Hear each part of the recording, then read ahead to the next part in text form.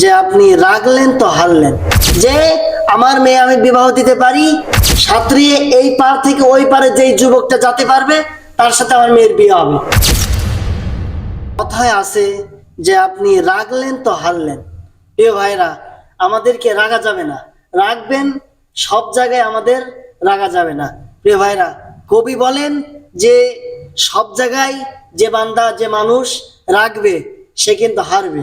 প্রিয় বন্ধুগণ, ওই দেশে এক রাজার দেশে, প্রিয় ভাইরা গভীর মনোযোগ, যে এই রাগানো বিষয়টাকে আপনাদেরকে বোঝানোর জন্য এই মজার টপিক্সটা আমি টানলাম।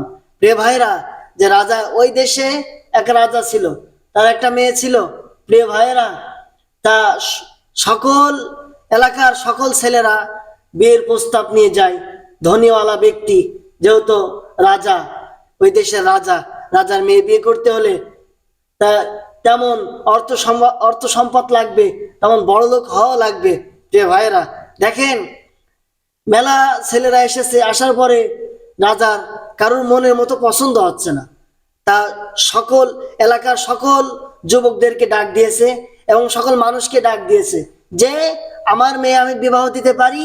আমার এই যে হাউস, যে রাজাদের অনেক সময় দেখবেন গোসল করা হাউস থাকে, ওই হাউসের ভিতরে যে এই পার থেকে ওই পারে সাঁতরিয়ে এই পার থেকে ওই পারে যেই যুবকটা যেতে পারবে তার সাথে আমার মেয়ের বিয়ে হবে। কিন্তু হাউসের ভিতরে কিন্তু কুমির আছে।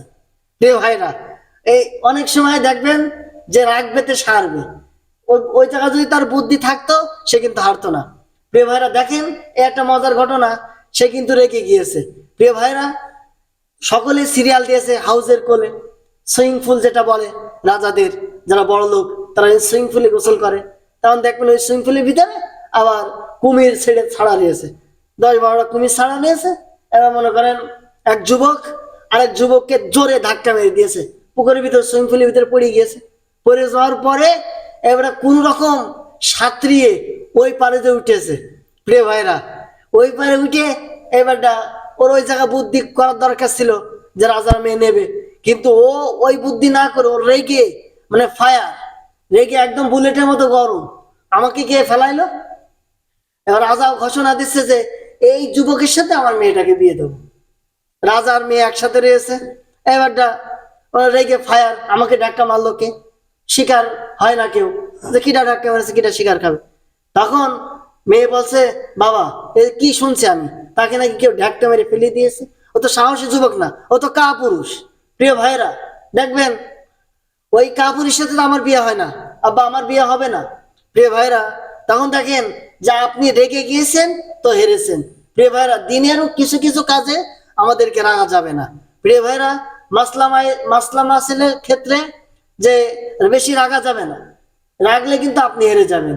প্রিয় ভাইরা, কিছু কিছু সময় যে যারা বেশি রাগান্বিত তাদেরও কিছু কিছু সময় পরাজয় মেনে নিতে হয়। প্রিয় ভাইরা, ওই যুবক যদি ওই জায়গায় না রাখতো তাহলে কিন্তু সে রাজার মেয়ে বিয়ে করতে পারতো এবং রাজার সম্পদের অধিকারী হতে পারতো।